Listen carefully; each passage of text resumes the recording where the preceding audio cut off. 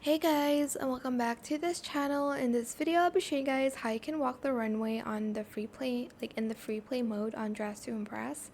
Super simple. You're just going to select the walk the runway tab, and you can choose which runway you want to walk down. There's the regular, winter, Valentine's, and spring.